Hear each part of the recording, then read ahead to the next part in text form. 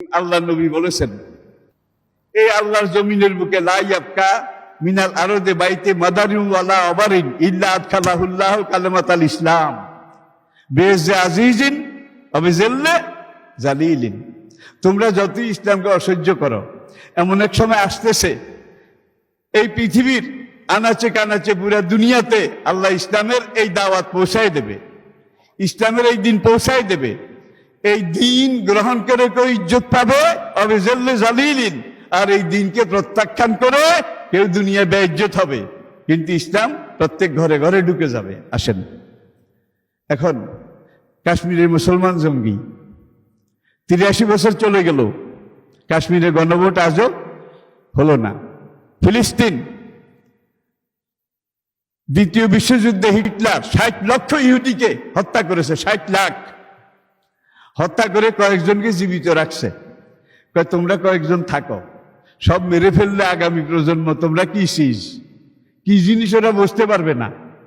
আগামী প্রজন্ম তোমাদেরকে বুঝলেই দেখলেই বুঝবে যে ইহুদি জাতিটা এমন।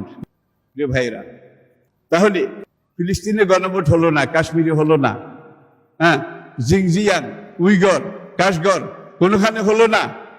আজকের জাতিসংঘ ইহুদিরা চালায়, খ্রিস্টানরা সহযোগিতা করে। ইহুদিরা চালায়, খ্রিস্টানরা সহযোগিতা করে। ইহুদি পরিচালিত, খ্রিস্টান প্রভাবিত আজকে 83 বছর আগে থেকে আজ পর্যন্ত মুসলমানের স্বার্থে জাতিসংঘ একটা কথাও বলে নাই, একটা কাজও করে নাই। যত কিছু করেছে মুসলমানের বিরুদ্ধে। আর আজকে যুদ্ধগুলা কোথায়?